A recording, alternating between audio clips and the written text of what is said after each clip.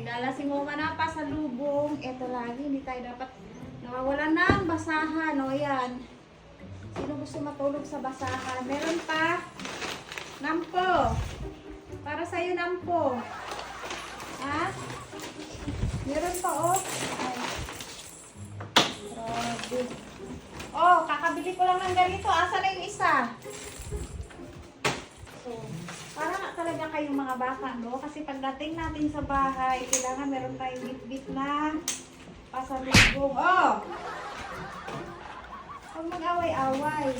Ay, andyan na sila lahat. Yoy. Di ba meron akong binili na ganito nung isang araw? Asa na? Ay, naman, inaabangan talaga nila ito kasi yung paborito nilang pasalubong. Kaya, kumpleto sila lahat. Nakatingin sila ka.